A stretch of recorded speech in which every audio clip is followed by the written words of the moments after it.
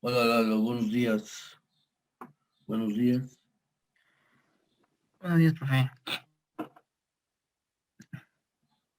¿Cómo estás? Bien, profe, aquí estoy en la casa ya a rato de trabajar. De modo, ¿no? Hay que trabajar. Sí, Sí, ya estamos acá. Pero bueno, en ese trabajo que estábamos realizando en el análisis de todo lo que son la evaluación de las estrategias, lo que se refiere pues a las acciones comerciales en general que se toman. Es cierto, están enfocadas hacia esa planeación estratégica y los negocios internacionales. Lo importante que resulta planear, pues, para tal efecto, ¿no? Pero hay que tomar en cuenta que el comercio, ciertamente nuestro objetivo es romper esas fronteras, pero también hay que tener en cuenta que al interior hay un comercio nacional, y que la base principal para el comercio internacional, pues es primero cimentar, posicionarse y hacerse fuertes en su negocio nacional. El análisis, comentábamos, nos permite evaluar todas las alternativas estratégicas que se nos van a ir presentando. Además, podemos ir seleccionando, ir depurando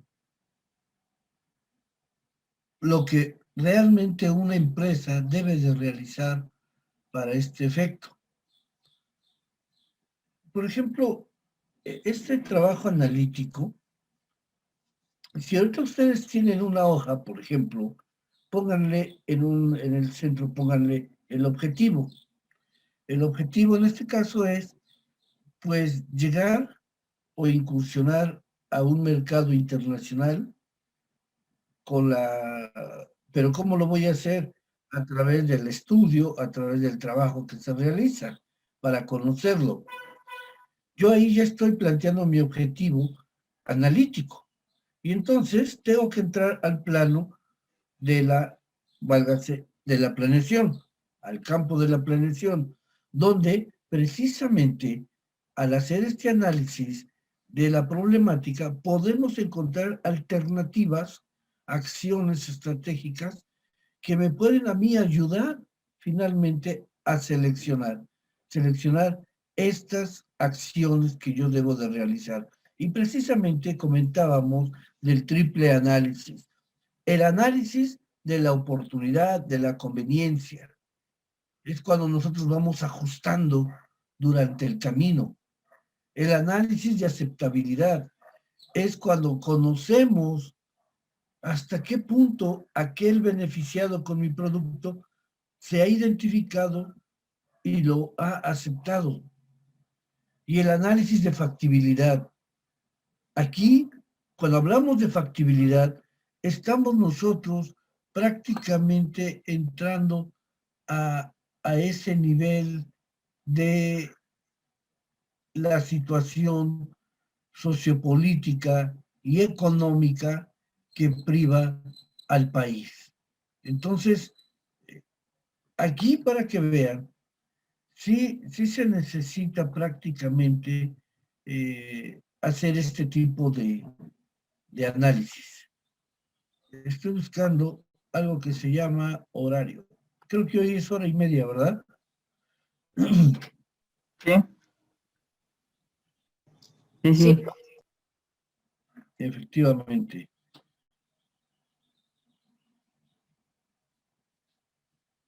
Espérenme, que estoy abriendo un archivo.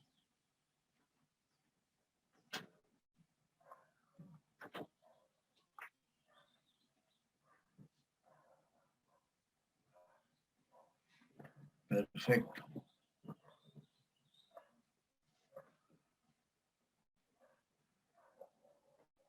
Entonces, vamos a pasar a este triple análisis. Hoy tenemos muy poca audiencia. Ok. ¿Cuál es el análisis de oportunidad o conveniencia o ajuste estratégico? La empresa podrá seleccionar las diferentes alternativas estratégicas, pero aquí hay algo importante: no perder la cabeza, no exagerar y tratar de hacer cosas que están fuera de nuestro alcance. Todo lo que se haga y se decida como acción, estrategia o aplicación de algún programa tiene que estar ajustado a las condiciones de la empresa, a sus posibilidades. También tiene que estar ajustado a ese diagnóstico en el conocimiento, lo comentábamos la última clase, de las fortalezas, las debilidades, hacer un verdadero FODA. No hagan un FODA como siempre se los plantean. Es bueno conocer la definición, es bueno conocer todo lo temático que se puede imaginar uno, que hasta cierto punto podrían decirle teórico. Pero el FODA es una matriz activa que está implícita en cada una de nuestras acciones, en cada una de nuestros objetivos o de lo que queremos alcanzar. Nosotros nos conocemos y sabemos, porque todos tenemos límites y ciertamente tenemos debilidades, pero también las podemos alcanzar, las podemos enfrentar, pero dentro de esa lógica de nuestras herramientas, de nuestros alcances. Precisamente los objetivos, comentábamos, tanto la misión como la visión y los objetivos generales, también tienen que ser acorde a estos estudios. Si no, no tendría caso hacer un estudio analítico para un diagnóstico si yo, ¿verdad?, me voy a exceder en gastos, me voy a exceder en tamaño del mercado, pero no tengo yo las posibilidades. Para eso es el análisis de oportunidad. Pero la oportunidad significa, aquí tenemos en este momento la oportunidad. A muchos de ustedes se les han presentado oportunidades, pero a lo mejor por la situación de la escuela, ya no pude. Por la situación económica, no lo puedo comprar. Sí está buena la rebaja y lo que nos ofrecen, pero pues no tenemos lana. No, pues pide un préstamo. Es como la gente cuando hace un buen fin. Qué bueno que hay un buen fin. Pero en realidad ese buen fin se vuelve en un infierno, porque la gente va y compra con tarjeta. Y al comprar con tarjeta, lo que compré en 13,000, 14,000 pesos, a lo mejor compran, como dicen, a 10 meses sin intereses. Pero con un atraso que tengas, ya te cobran todo el interés. Pero al final, terminas pagando 2 televisiones. No tenemos de otra, esa es la oportunidad, no tenemos de otra, y apoyamos. Pero habrá gente que diga, yo no le entro.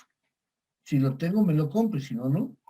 Precisamente viendo esa factibilidad, viendo esa viabilidad, y así son las oportunidades, pero también debemos de tener ese concepto racional de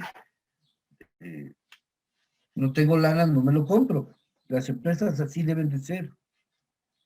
¿Quieres este mercado?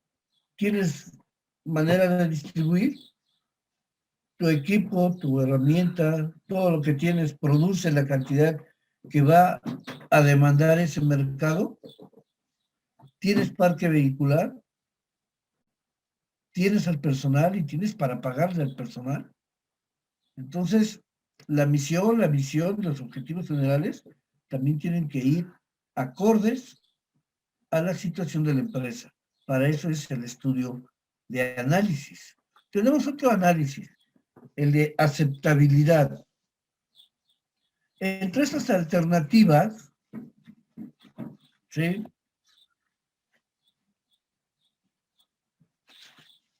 siempre buscamos las que sean en ese momento las más convenientes, las que se apeguen más a la situación de la empresa. De hecho, se buscan grupos de interés conocidos en el ámbito comercial internacional como stakeholders. Obviamente, todo esto está asociado a la función y al rendimiento, a los riesgos de las estrategias. Toda acción tiene una reacción. Generalmente, esto a veces no se toma muy en cuenta. Pero estos grupos de interés, los stakeholders,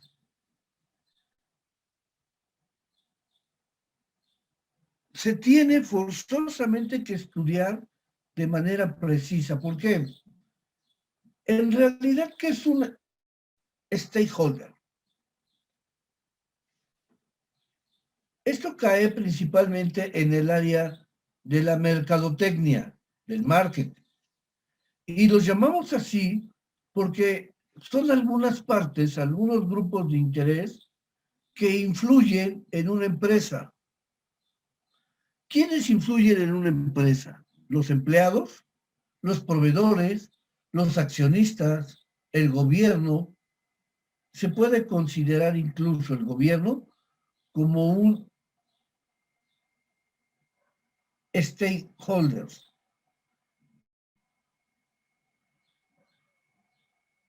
De hecho, si ustedes tienen alguna duda al respecto, antes de continuar este sentido de lo que estamos llamando análisis, en este caso de aceptabilidad, es claro que estos grupos de interés no solamente influyen en la empresa, sino también tienen que aceptarlo. En el mundo del marketing, los stakeholders se vuelven fundamentales para el funcionamiento de las empresas, ya que estas no están aisladas, no existen en una burbuja. Las decisiones de las partes interesadas pueden afectar de gran manera, ¿sí?, los resultados y los objetivos de una empresa. A su vez, la actividad de la empresa influye en ellos. Pero exactamente, ¿cuáles son estos grupos de choque, estos grupos de interés? El stakeholder es una propuesta moderna que nace en los años 80 por un filósofo, fíjense, por un filósofo llamado Robert Edward Freeman. Y se refiere a las personas o grupos que se ven afectados por las acciones de una empresa. Este concepto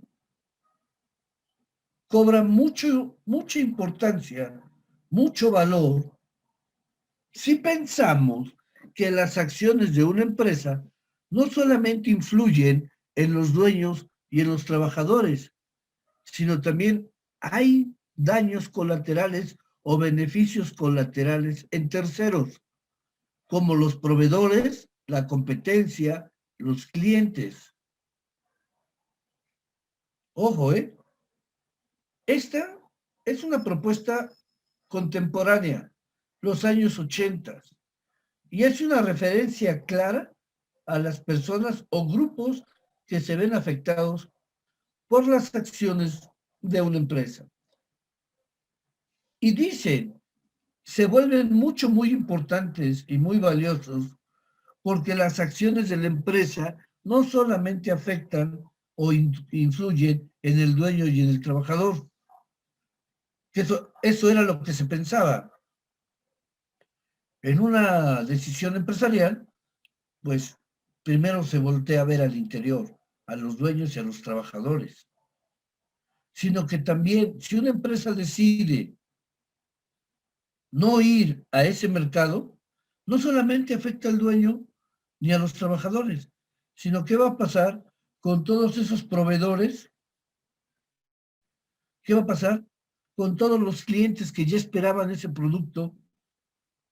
Y para la competencia, pues es fabuloso, ¿no? Que no entres.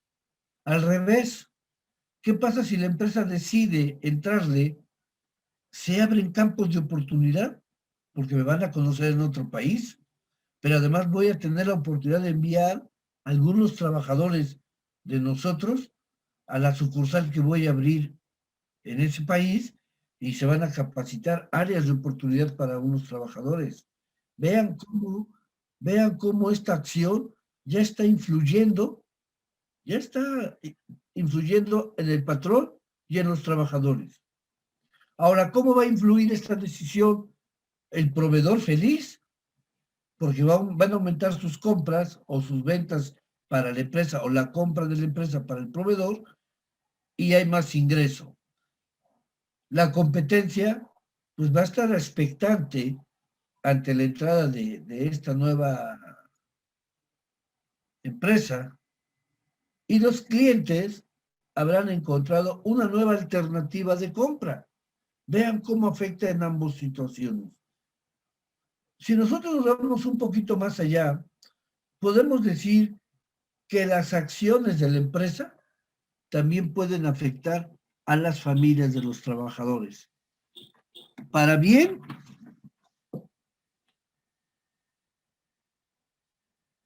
y para mal. ¿Por qué? Permítanme tantito. Vivi, ¿vas a ver lo del fusible? ¿Vas a ver lo del fusible? No, voy a pagar. Ah, ¿qué quiere decir? Tal vez no venga en el manual la tabla de fusible. ¿Vale? No, tiene nada de bien. No, en la tapa de... Ok,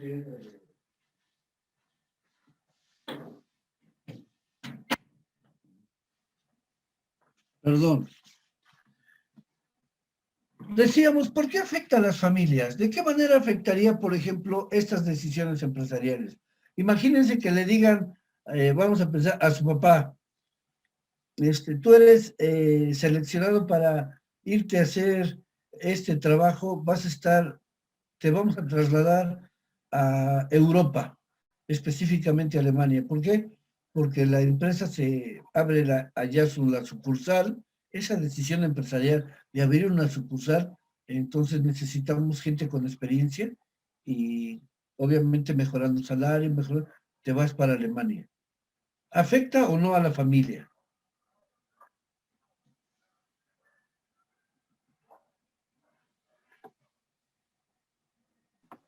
Pues en un punto sí, profe, ¿no? Porque yo, en mi punto de opinión, pues sí, se puede afectar a la familia porque se va, bueno, también su decisión de él, pero en un punto pues se va a trabajar a otro país y sí es lo que puede afectar más la familia. Sí, porque imagínate, pues sabes que me puedo llevar a mi familia, sabes que por el momento no creo poder pagarte una casa para tu familia. Vean, siendo más, siendo más estrictos hasta esto, vean cómo sí influyen las familias, ¿sí? Entonces, estas decisiones, pues siempre se tienen que estudiar muy bien,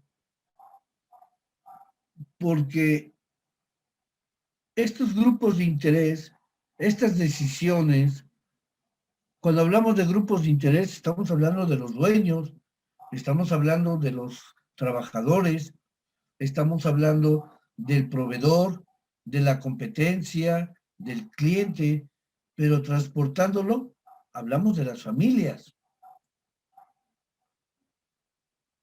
Y realmente esto es un fenómeno que afecta a la sociedad. Por eso, antes de tomar decisiones, y que sabemos que esas decisiones para bien o para mal pueden afectar a la empresa, por supuesto, tenemos que reflexionar sobre el impacto que tendrán estas decisiones en todos estos grupos de interés. Si no pensamos y analizamos bien esta decisión, las consecuencias pueden ser muy graves para la empresa en un futuro.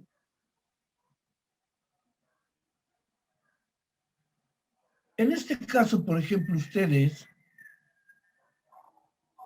analicen, hagan el ejercicio. Yo soy una empresa. ¿Cuántos grupos de interés hay alrededor de ustedes o en su entorno? Está su familia, está la novia o el novio,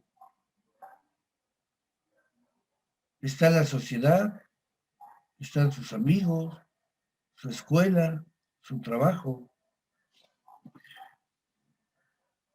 Y en este momento ustedes dicen, yo tomo la decisión de ya no estudiar. ¿A quién va a afectar? Pues emocionalmente a la familia, porque va a decir, chin, tanto para que al final me diga que no quiere estudiar o que ya se va a casar. Esa decisión a la larga puede afectar pues a tu pareja. Si no tuviste los recursos necesarios, pues van a tener situaciones precarias que va a afectar a las familias, y si llegan los hijos, a los hijos. Entonces vean cómo las decisiones también individuales tienen este impacto. Analicen antes de decidir qué es lo que pretenden hacer. Y no se olviden de sus grupos de interés o los stakeholders. De hecho, hay una clasificación interesante que nos dice, por ejemplo, cuántos tipos de stakeholders existen. Y vamos a ver que hay primarios, hay secundarios, hay stakeholders internos y externos, y podemos darnos cuenta que los primarios y los secundarios, por ejemplo, los primarios son todos aquellos que resultan imprescindibles, ojo, imprescindibles para la empresa y que tienen un vínculo económico directo con la misma. ¿De quiénes podríamos estar hablando? Que son imprescindibles estos grupos de interés. Por supuesto, los accionistas, porque ellos son los que dan el dinero, son los que ponen a funcionar la empresa. Los socios corporativos, porque ellos comparten intereses relacionados con el beneficio. Miren, no es lo mismo un socio que un accionista. ¿Cuál es la diferencia?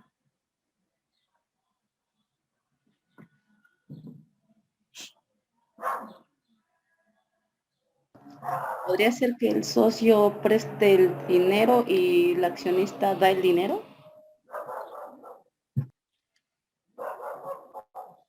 ¿Alguien más? Gracias, Jackie. En este caso, el socio Los socios, perdón, los accionistas son los dueños de las acciones de la empresa, no de las acciones de ejecución, sino lo que conocemos como instrumento financiero, las acciones que son los valores de la empresa, lo que está tasada. Y el socio corporativo simplemente invierte su dinero en esa empresa. Se puede salir cuando quiera. De preferencia, pues que nunca se salga porque siempre será parte de un capital, pero no toma participación en las decisiones, no es parte del consejo de administración, no es dueño. Hay un contrato específico de inversión, de ser socio, pero nunca será dueño de las acciones. Ellos invierten, no compran acciones. Entonces también, estos son los stakeholders primarios. Hay otros. ¿Qué necesita una empresa para poder trabajar?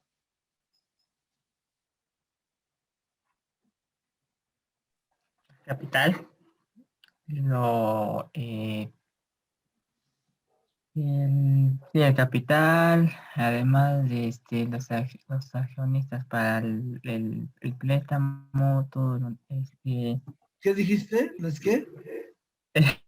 accionistas para el préstamo, para poder levantar una empresa, este, Pero ¿qué es imprescindible para una empresa? Además de los socios, además de los accionistas, ¿qué necesitamos?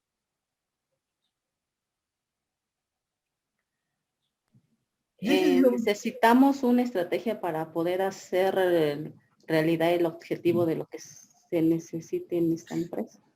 Por ejemplo, vender, Sí, tener una estrategia en dónde vamos a vender. sí, pero ¿qué factor hace falta? Y ya se dieron cuenta que difícilmente reparan en ellos, difícilmente se piensa en ellos, siempre se piensa en el dinero, siempre se piensa en el análisis, en las estrategias. ¡Wow! ¿Sí? Todo eso es muy bonito, pero ¿quién lo lleva a cabo? ¿Quién lo ejecuta? Qué bonita empresa, qué bonitos productos, ya sabemos que son muy aceptados, la gente los quiere, les gusta. A ver, Mariana. Yo le iba a comentar que tal vez era el personal o trabajadores. Por supuesto, los trabajadores. Está bien que piensen con una situación, un pensamiento empresarial, pero nada en este mundo se va a mover si no tienen trabajadores, porque esa es la fuerza de trabajo para que una empresa pues pueda tener esa productividad, para que sus productos, bienes y servicios estén en la oferta de esa gente, estén en su órbita. Nunca se olvide, por favor, de pensar en las personas.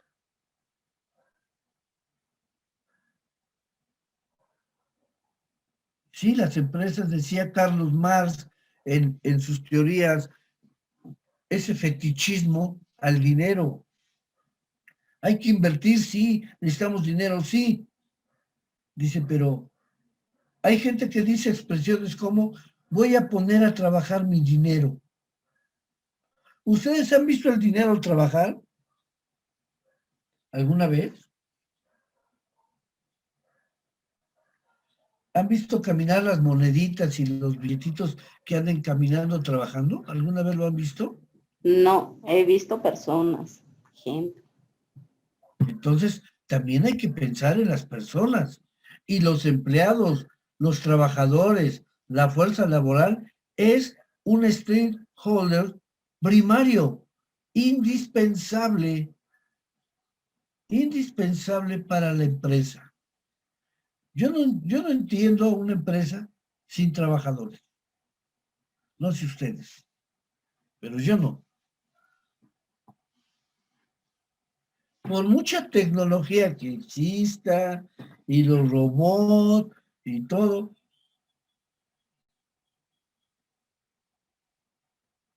¿quién opera todo eso?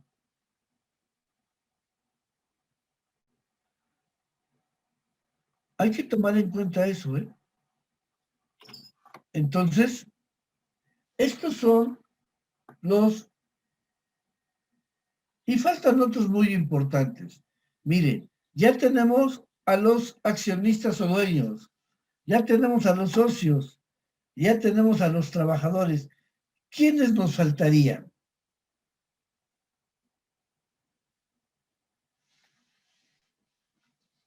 Recuerden que vamos a poner en el mercado productos, bienes y servicios. Qué padre, ¿no? Sí, pero ya está la producción, ya. Ahora, ¿qué falta? ¿Quién faltaría? ¿Faltaría el consumidor? ¿Quién? ¿Jacqueline? ¿El consumidor o la gente que va a comprar? Claro, el cliente.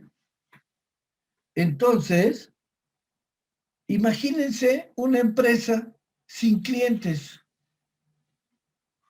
Entonces sí será una empresa fantasma en tinta y papel y lápiz. ¿Por qué? Pues porque ¿quién me va a comprar todo lo que estoy produciendo? Estos son los 4 stakeholders primarios. El accionista, el socio, los trabajadores y los clientes. En cambio, por ejemplo, tenemos stakeholders secundarios. ¿Cuáles son? Pues son todos aquellos que no hay un vínculo económico directo con la empresa. O sea, no tiene nada que ver en lo económico con la empresa, pero sí se afectan con la actividad de esta. Por ejemplo, ¿cuáles son los primeros afectados cuando una empresa entra a un nuevo mercado? ¿Cuáles son? ¿Quiénes son los primeros afectados? La competencia. La competencia. Porque estos cuates, pues ya tienen un mercado y ofrecen sus productos. Y a lo mejor el nuevo producto que se está promocionando incide directamente en el producto que yo tengo porque es igual, parecido o similar. Y la gente, pues es muy radical en eso y a lo mejor decide probar y dice, pues vamos a probar el nuevo, ¿no? A ver qué tal está. Y la competencia también sí afecta a la competencia, pero vamos a ver las afecciones positivas. En vez de que las empresas se estén espantando o angustiando por el nuevo competidor, esto sirve para que las empresas hagan lo mismo, o sea, la competencia haga lo mismo, se analice y vea cuáles son ese primer análisis de aceptación para poder entrar al análisis, perdón, hacer primero que nada el análisis primario que veíamos, el de la oportunidad y de la conveniencia, para que yo pueda trabajar en la aceptación de mis grupos de interés. Fíjense, la competencia aquí lo que tendría que hacer es reactivar lo que ya se le olvidó, la relación importantísima con, con sus clientes, para conocer cuál es la situación que se va a enfrentar ahorita con la nueva empresa. La competencia no ve todo tan malo, ¿eh? También lo ve como una oportunidad de reajustar, de renovarse, pero bueno, sí va a tener esa afectación. El mercado en general también, porque cuando estas empresas, en primera instancia, pues son a nivel cliente, a nivel oferta y demanda, pero cuando una empresa cotiza en la bolsa y llega una nueva empresa, esto influye fuertemente en los mercados financieros. La empresa puede verse en la necesidad de vender sus acciones o en su defecto, las nuevas estrategias que adquiera pueden elevar su valor. Así es la vida bursátil. Otros secundarios son los medios de comunicación. Eso que llega a toda la gente sobre la nueva empresa, la actividad, los intereses, los beneficios, todo lo que ofrecen a través de los medios de comunicación. Las instituciones financieras, importantísimas para aquellos que buscamos un financiamiento, y este tiene que ser bajo la reglamentación correspondiente. Obviamente, siempre cuidando el nivel de solvencia de la entidad. Esto de velar por la solvencia es como, por ejemplo, ustedes cuando vamos a hacerlo de manera pequeña. Es como cuando ustedes van a pedir un préstamo o quieren comprarse una televisión y la televisión vale, híjole, 30,000 pesos. Digo que ahora son, creo, las baratas, porque ahora vemos televisiones de 200, de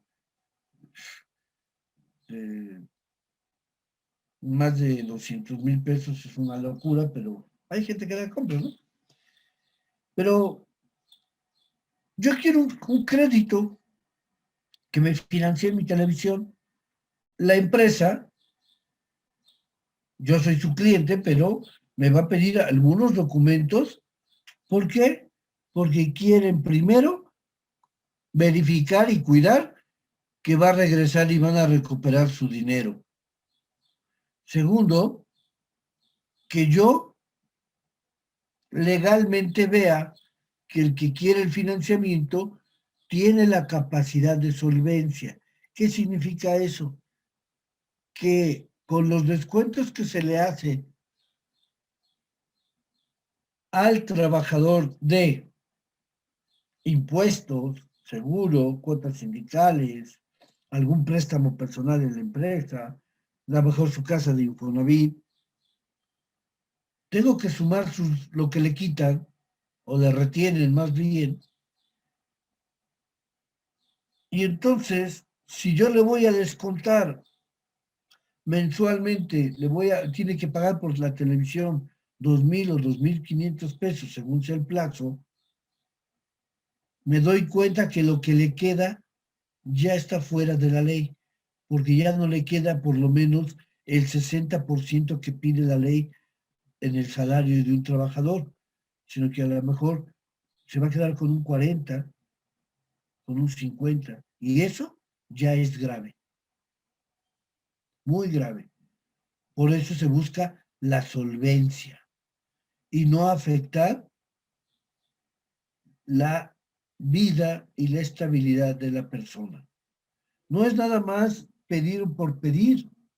Debemos de entender que todo está sujeto a la ley.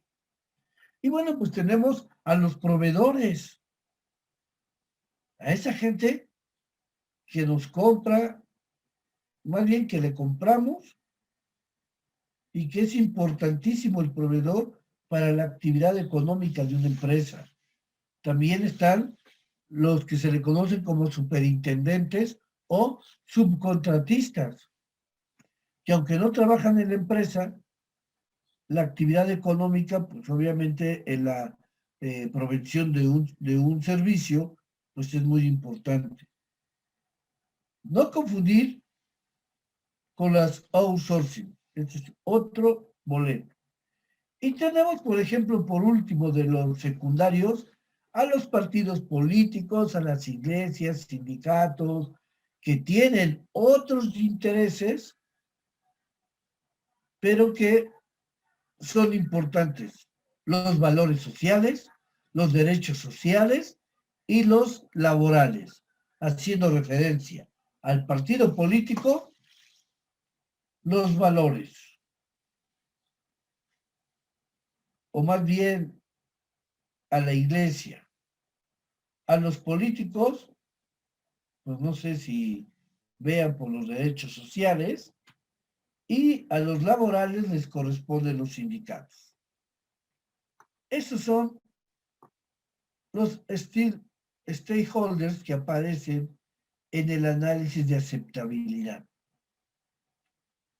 Y por último tenemos el otro análisis. Bueno, aquí ya les expliqué lo que es el stakeholder. Y tenemos otro análisis. La factibilidad.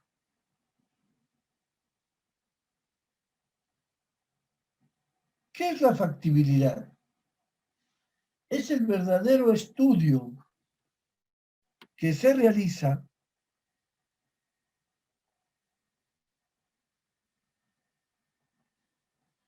acerca de los factores de riesgo. Las empresas tienen que hacer una selección minuciosa de todo aquello que sea factible. Que la estrategia que pretende poner en marcha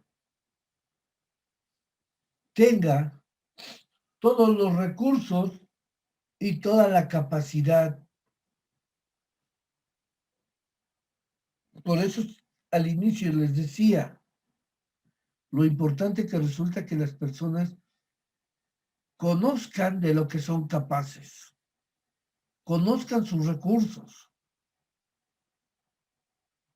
porque si no se van a ahorcar, van a entrar en pánico.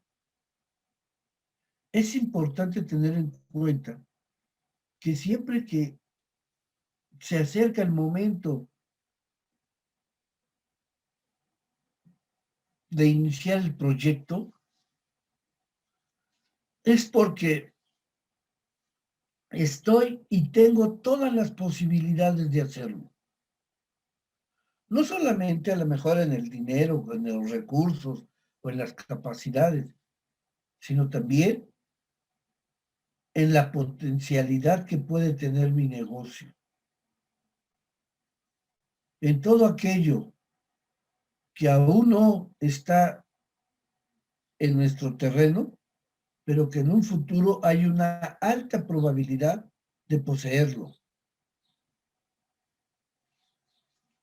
Todas las empresas, si bien trabajan para el momento, para el presente, todas, por necesidad, hacen una proyección al futuro. Y precisamente hacemos un balance de nuestros recursos, de nuestras capacidades, para ir teniendo esa visión de que si en el futuro voy a poder sobrevivir, impactar y posesionarme de lo que yo quiero.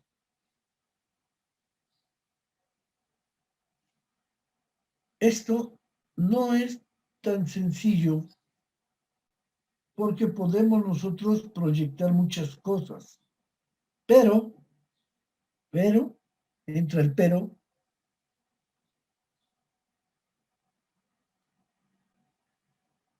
hay que tomar en cuenta los factores como la situación política, la situación social y la situación económica. Y además de esto,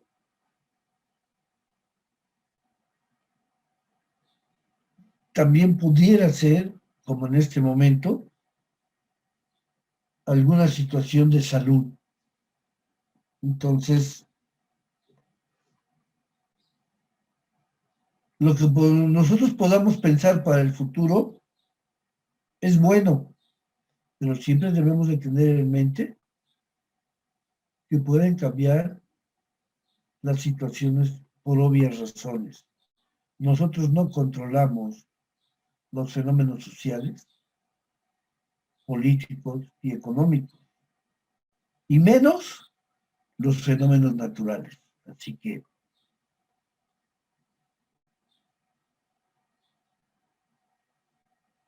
comprar o fabricar.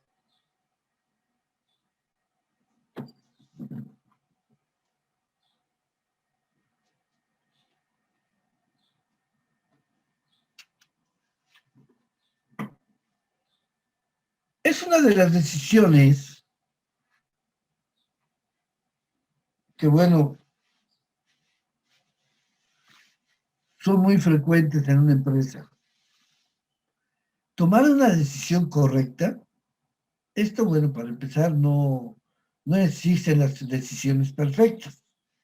Buscamos y pensamos en lo correcto, lo que está basado en nuestros estudios analíticos, en donde nosotros nos planteamos ciertos parámetros de comparación, donde nos comparamos ciertos parámetros generales, como la calidad, el costo y el servicio.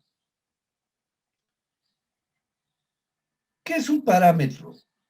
Generalmente es un modelo en el cual nosotros lo planteamos como el objetivo o la meta, y bueno, es medible, son variables, se compone de variables medibles y que nos representan prácticamente a dónde queremos llegar, nuestra meta, nuestro fin. A diferencia del estándar, los estándares son componentes o cualidades que tiene un producto, el estándar de calidad.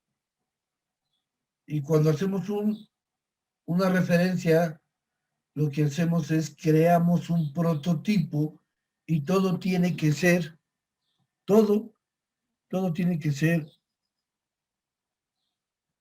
idéntico al que creamos. ¿Sí? Entonces, para tomar esta decisión, pues tenemos que saber y tomar en cuenta estos factores. La calidad de nuestro producto. ¿Es cierto que la calidad cuesta?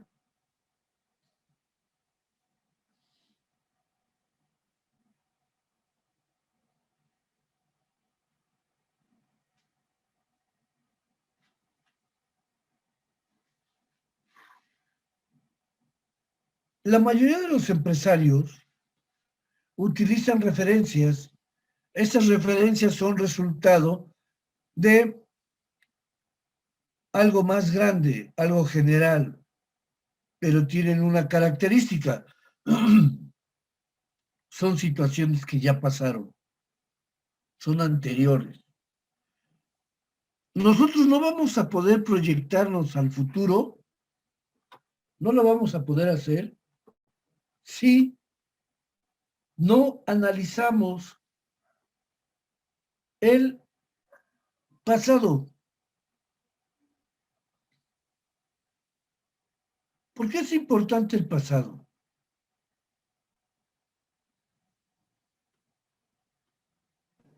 Para poder tomar decisiones a futuro mejor.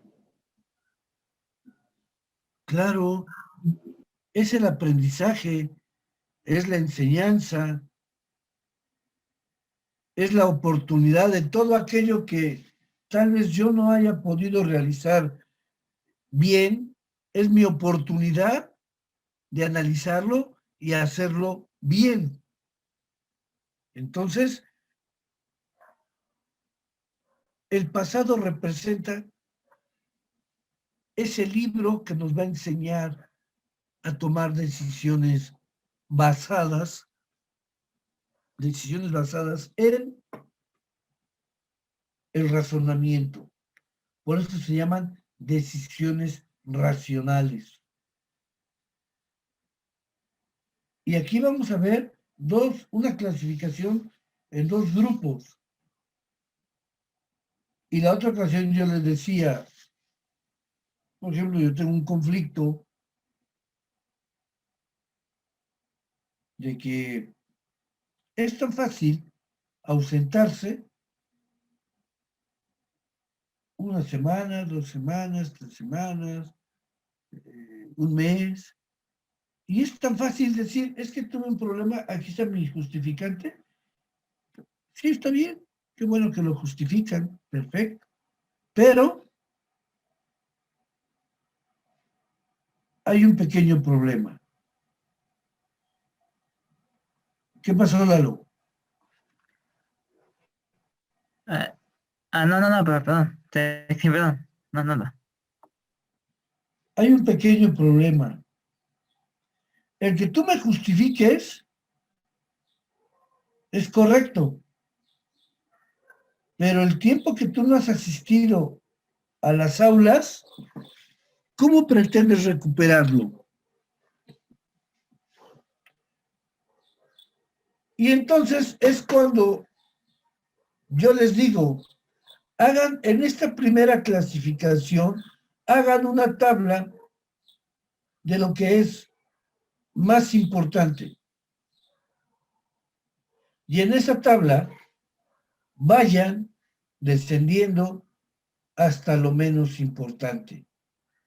Aprendan a marcar prioridades. Si ahorita yo les dijera, ¿cuál es lo más importante en este momento para ustedes? ¿Qué sería?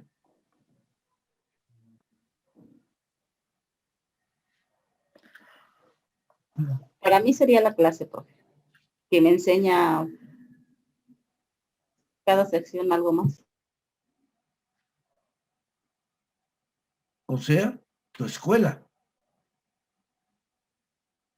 La prioridad ahorita es su escuela. ¿Qué pasaría si en vez de ser la escuela fuera, pues no sé, mi trabajo? Es muy importante mi trabajo. Pero en este momento, para que pudiera cambiar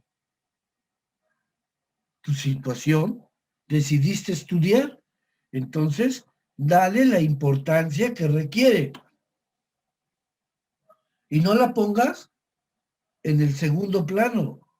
Ahorita dice, es mi escuela. Me estoy sacrificando por lograr esto, pero el día de mañana de esto voy a vivir y van a cambiar muchas cosas. Entonces, las empresas hacen esto, hacen prioridades, hacen clasificación de necesidades, de la mayor importancia a la menos importancia. Y esto, dentro de los puntos de mayor importancia, deben de tomar en cuenta ustedes lo siguiente: el costo, la calidad, el servicio, la seguridad, el aprovisionamiento, la seguridad de aprovisionamiento, el que tengamos la materia prima en el momento, en el lugar y a la hora que la necesitamos, y la cantidad. Una empresa no va a poder trabajar si no hace un correcto costeo de lo que va a hacer, si es que no se basa en su presupuesto. Y la calidad de sus productos no solamente va en lo que va a comprar como materia prima para elaborarlo, también en la calidad de su mano de obra, también en la calidad de el servicio y la seguridad de que vamos a tener siempre la materia prima en tiempo y forma.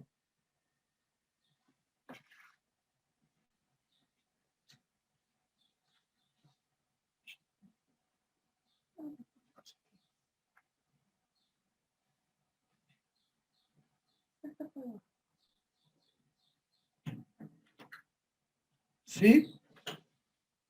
Entonces, y la cantidad necesaria.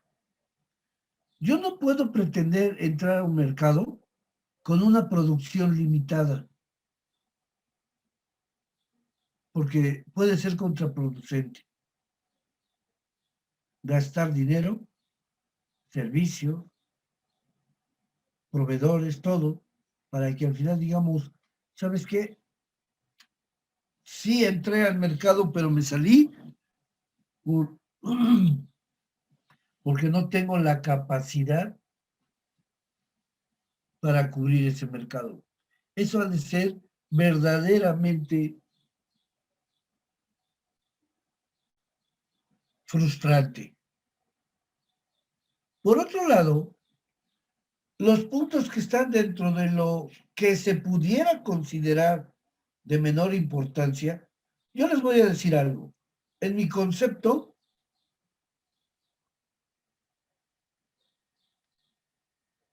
no hay factores más importantes o menos importantes. Todos, desde su ubicación, todos deben de ser importantes. Todos, todos, todos. Porque, por ejemplo, los que se llegan a considerar como menos importantes, la capacidad de fabricar. No es importante la capacidad de fabricar, sino si no tengo esa capacidad, ¿cómo voy a lograrlo? O los fondos excedentes. Qué bueno que tengo mucha lana. Sí, está bien. O tengo un fondo excedente. Qué bueno. Los ciclos del negocio. ¿No serán importantes los ciclos de los negocios? El que una empresa vaya siendo madura, se vaya consolidando. Imagínense lo que ponen como menos importante. Las relaciones obrero-patronales. ¿Qué pasa si los obreros, en una clara insurrección lógica por no respetar el contrato colectivo de trabajo y me hacen una huelga, ¿no será importante?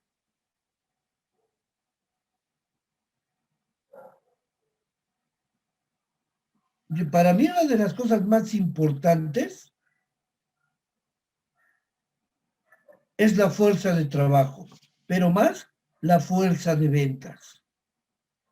Ese sujeto que llega y lleva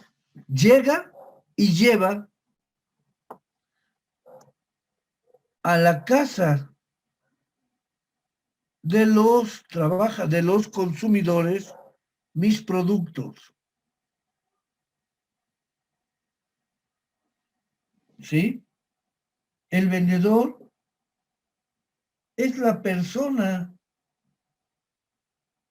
es la cara, la imagen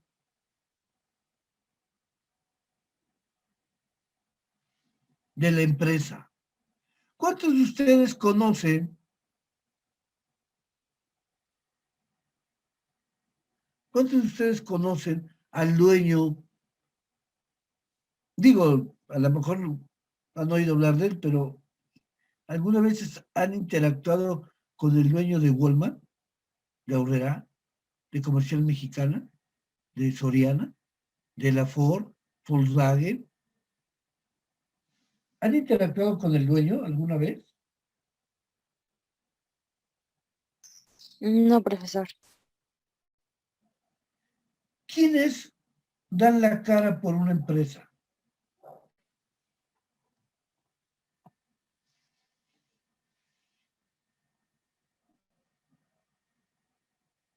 los Los vendedores, trabajadores. los Ajá. trabajadores. Entonces, yo no podría poner a la fuerza de trabajo, la fuerza de ventas, en un segundo plano. Al contrario, la fuerza, la imagen de lo que es la empresa. Imagínense un vendedor que llega y ese vendedor, ustedes le preguntan acerca del producto y les da una verdadera cátedra de cómo se hace un producto, pues inmediatamente nosotros nos da confianza que un trabajador conozca lo que está vendiendo.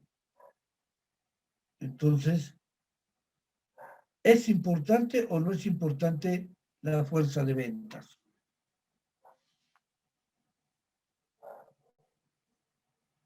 Sí, es importante. Sí, dime. Profe, decía que sí, sí es importante. Y es que a veces las personas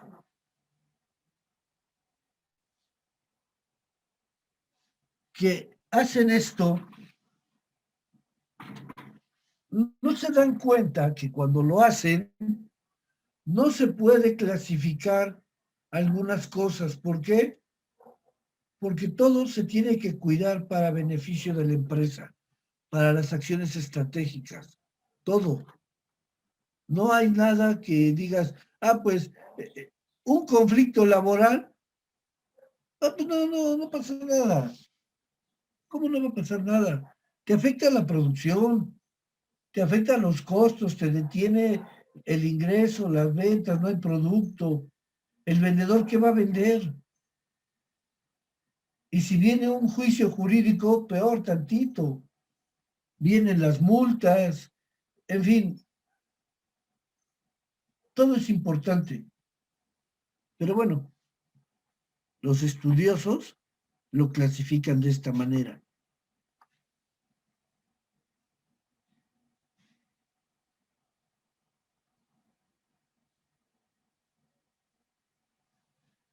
El costo de fabricación.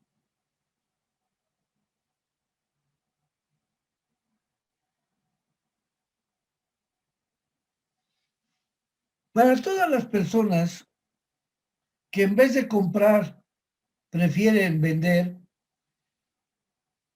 a través de fabricar algo, comprar o vender, hay que argumentar correctamente y yo creo que lo que más se utiliza en el mundo, para empezar, yo creo que más bien es lo mismo comprar y vender o fabricar y vender. ¿Por qué? Yo creo que en la misma cantidad que se fabrica, se vende. Pero los argumentos más utilizados siempre llevan a esto, y esto es lógico, por supuesto. ¿Es más barato fabricar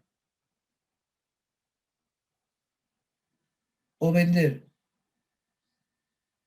¿Qué será? Porque mucha gente sostiene que el hecho de fabricar es más barato.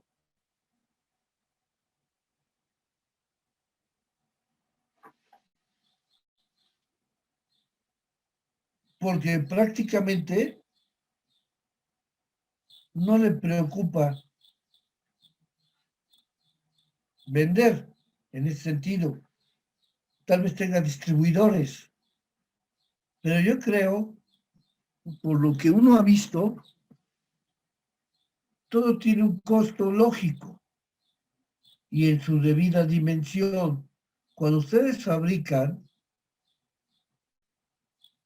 pues están invirtiendo en recursos.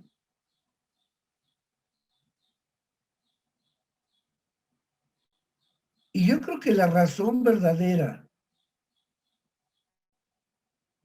de mejor fabricar que vender, es porque muchas veces el vender solamente, ser ese eslabón de distribución entre el que fabrica y el que compra, pues tal vez no gane en la misma proporción que el que fabricó. Y esto es congruente.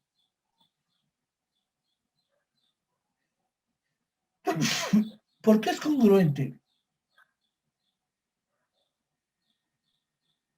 Porque una persona que fabrica, dice Carlos Marx en su teoría del valor, en una de tantas dice, el valor de un producto consta del 100%, del cual con el 50% de cada producto que se vende, se está pagando, con el 50% se paga los costos de operación o de fabricación.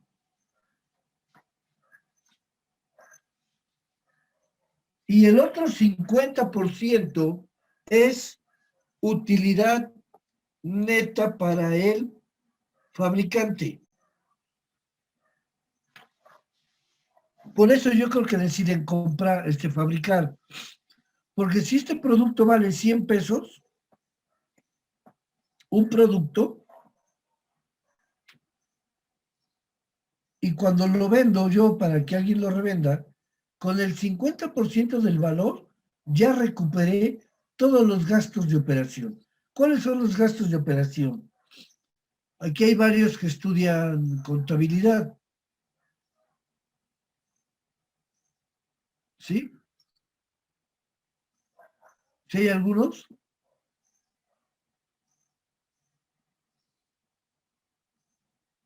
Creo que no, profesor. No.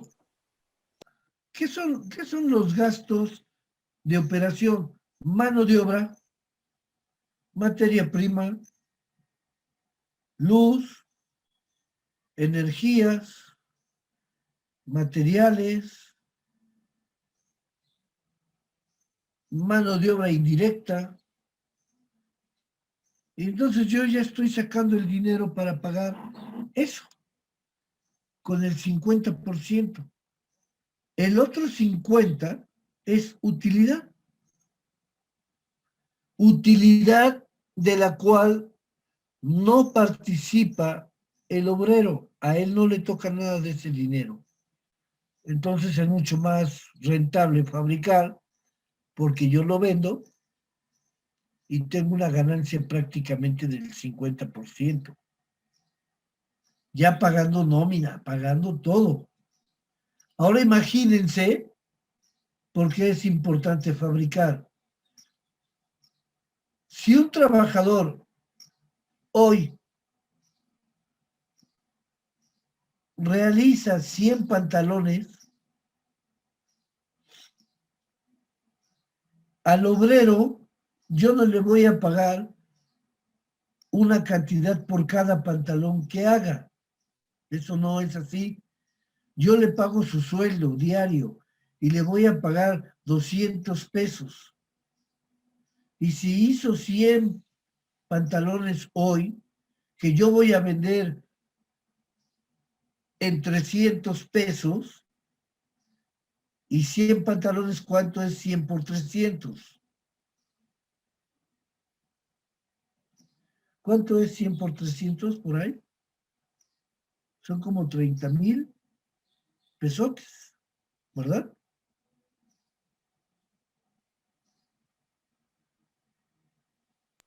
Sí, profe. 30,000 pesotes. Fíjense, ese trabajador hoy que me hizo 100 pantalones que voy a vender en 300 pesos, hoy me hizo ganar 30,000 pesos. Hoy un trabajador, porque hizo 100. ¿Y saben cuánto le está pagando al trabajador ese día? le está pagando 200 pesos. Dividan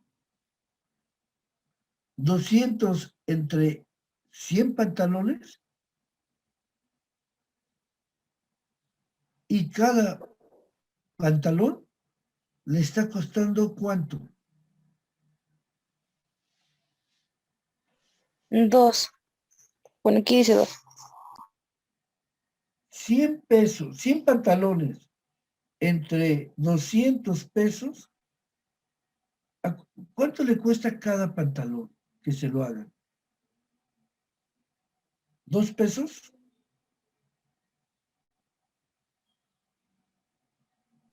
¿100 entre 200, profesor? ¿Cuánto da? 0.5. Si tú vas ese punto 5, cada pantalón le cuesta 2 pesos. O sea, yo te voy a pagar 2 pesos por cada pantalón que me hagas. Me haces 100, pues te pago 200. Así de fácil. Y yo los voy a vender a 300, ya me gané 30,000 pesos. Díganme si no es más provechoso fabricar que vender.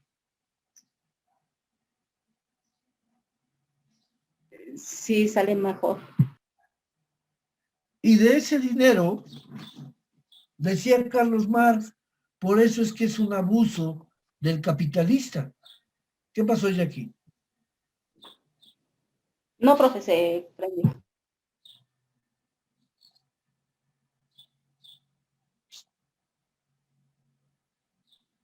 Por eso decía él que era mucho abuso, porque de la utilidad que este patrón obtiene por este trabajo realizado, al trabajador no le toca nada.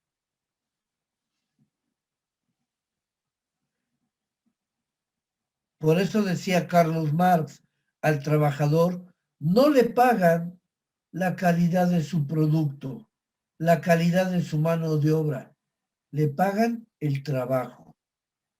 Tú te contratas por un salario, sí.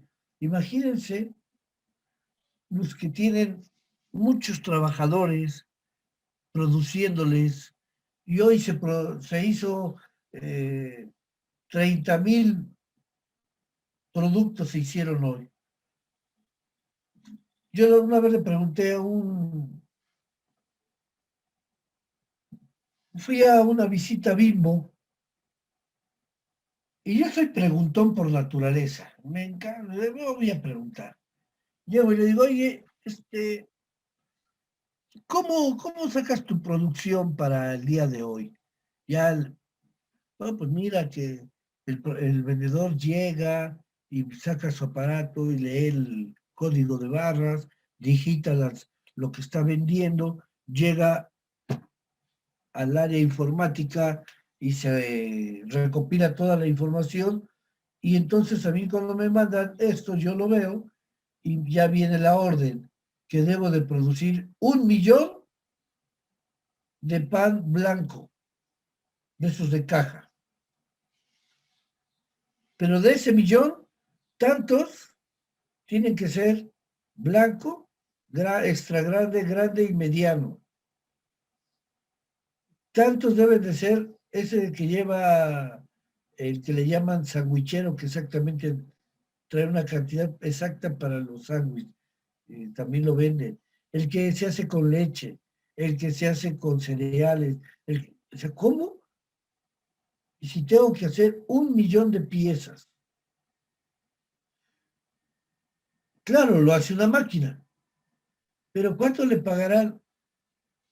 Técnicamente, ¿en cuánto saldrá, tomando en cuenta el sueldo del trabajador, cada pan que haga?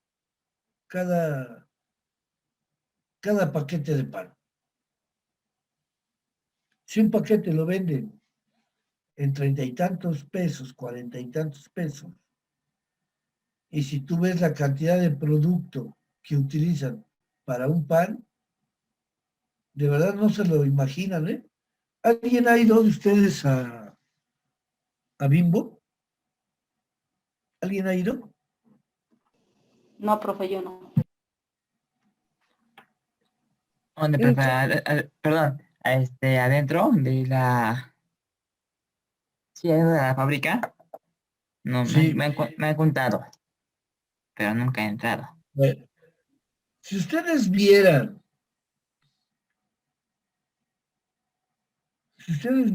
cómo hacen el pan, la cantidad de materia prima que utilizan para hacer el pan es impresionante, ¿eh? Por ejemplo, ustedes ven una medianoche, pues sí, se ve de un tamaño de pan, dicen, bueno,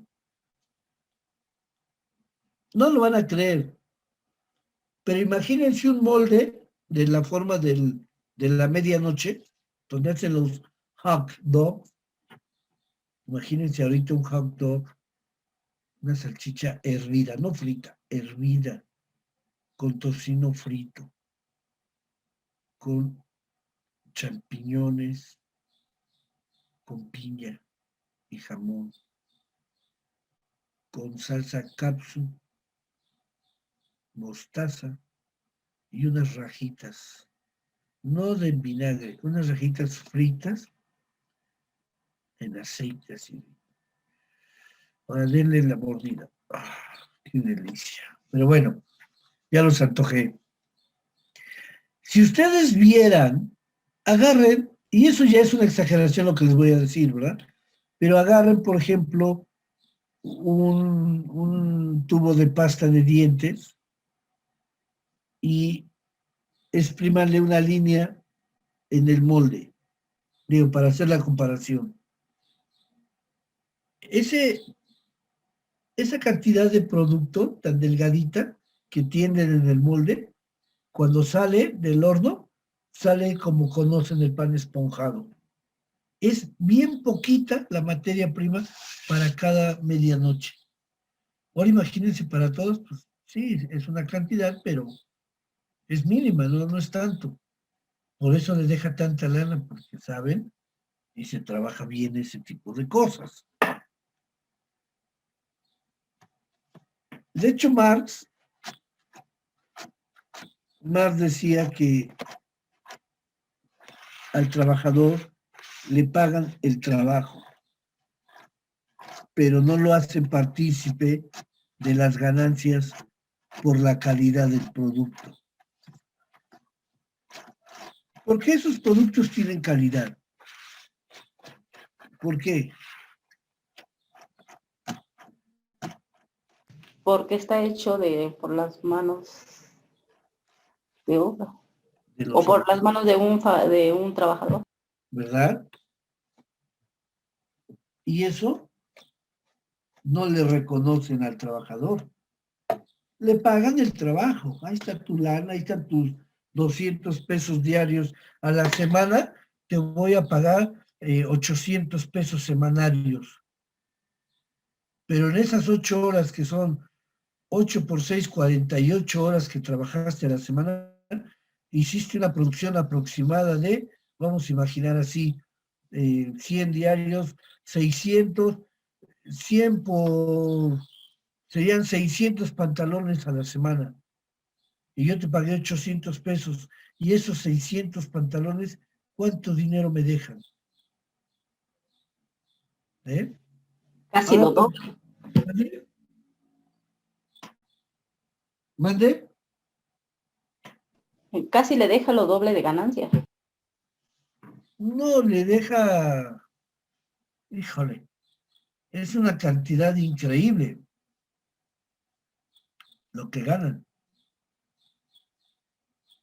Por eso tienen tanta lana los empresarios, porque, pues sí, qué bueno que pagan, qué bueno que hay mano de obra. Por eso a veces me pongo a pensar, ¿por qué el salario mínimo tiene que ser de 140, 150 y que antes era de 82 y luego de 100 pesos? Si las empresas bien pueden pagar salarios de 500 hasta 750 pesos diarios sin ningún problema, porque la productividad semanal de un trabajador bien fácilmente cubre el que le paguen, por ejemplo, 4,000, 5,000 pesos a la semana cuando ellos por 100 pantalones, 600 pantalones de a 300 pesos cada uno, estamos hablando de un montón de dinero que ganan. Pero bueno, y pueden decir lo que quieran,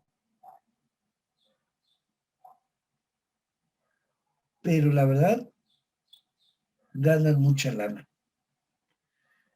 En este caso que estamos comentando,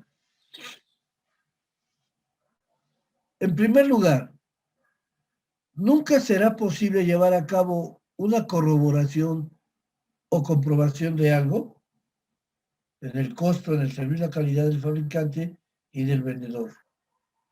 Jamás. Porque hay cosas que no son de mucha calidad, pero el vendedor es muy hábil. Muy hábil. Puede venderlo como de mucha calidad. En cambio, por ejemplo, los costos de fabricación sí tienen aspectos a cubrir y sí se pueden comparar. Precisamente la estandarización de un producto obedece al tipo de producto, características, cualidades, componentes.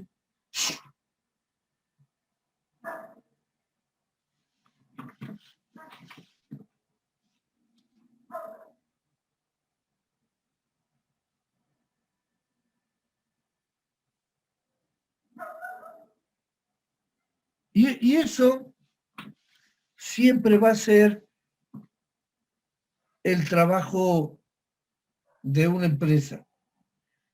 La verdad es que a veces uno dice, y no se cansan, siempre estamos en lo mismo, siempre.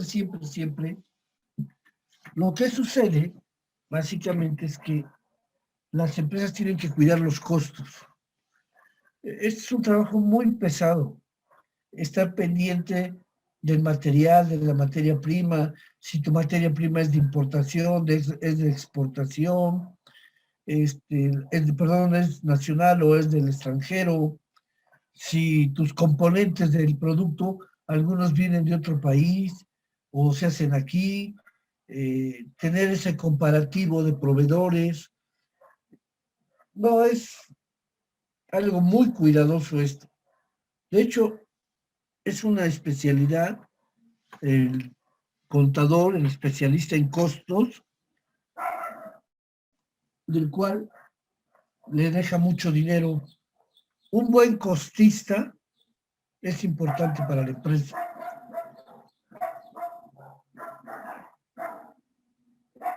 Porque tiene la habilidad de pronosticar los costos de producción. Entonces, es bueno planear, es bueno tener estrategias, sí, es bueno, pero también esto lleva mucho tiempo de trabajo. ¿Cuál es la diferencia, por ejemplo, de la gente que trabaja en producción a la gente que decide, ¿verdad? A la gente que decide, como nosotros, estudiar una carrera. ¿Cuál será la gran diferencia?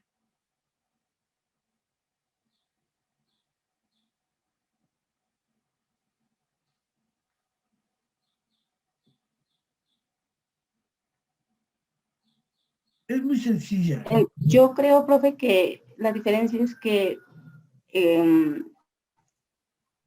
el trabajador trabaja con las manos y, las manos y con la maquinaria. Sí. Y para alguien que estudia, pues es como que más con razonamiento, se podría decir, o utiliza más lo físico El intelecto. y la El computadora. intelecto.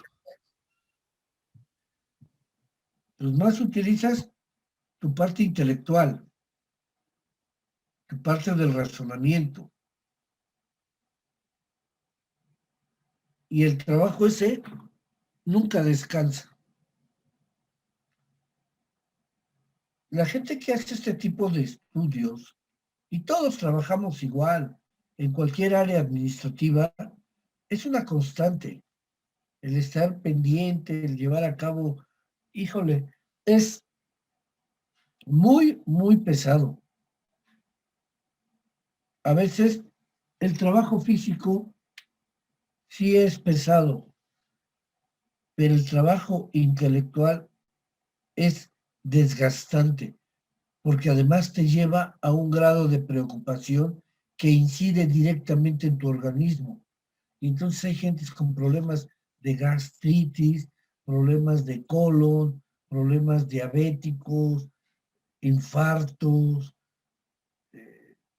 por lo mismo, porque el nivel de estrés genera toxinas que destruyen el organismo.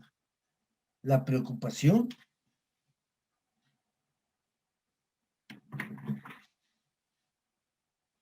Todo eso lo tenemos que llevar y tener en cuenta. Nosotros decidimos esto cuando estudiamos y siempre les digo, es que nuestros papás nos engañaron. Estudien para que tengan una mejor vida. Ah, sí, qué padre, ¿no? Voy a vivir bien. Y después cuando ya estudia, termina uno de trabajar, de estudiar y entra uno a trabajar, se da uno cuenta que vamos a pasar la mayor parte de nuestra vida en una empresa. Por eso hay un libro que dice, se llama El hombre cómo llegó a ser gigante. Y siempre dice que el ser humano, a través de su vida, va pasando por diferentes cárceles. Sí, dice, te llevan a la cárcel, al preescolar, llegan, te encierran y hasta que va tu mamá por ti. En la primaria te van a encerrar también por 6 años y solamente vas a salir cuando vaya tu mamá por ti. No puedes salir porque sí. Llegas a la secundaria y lo mismo. Llegas a la preparatoria, ahí ya te permiten salir un poquito, pero sigue siendo una cárcel. Llegas a la universidad y bueno, es la época de mayor libertad que deben ustedes de disfrutar. Porque pasando su universidad, se van a encerrar en una empresa y sabrán a qué horas entran, pero nunca a qué horas salen. Y entonces decía el ser humano, de cárcel en cárcel. Y es la realidad. La calidad, le vamos a dejar en la calidad y nos vemos el jueves. Sí, profe, gracias. Hasta luego, profesor. Gracias.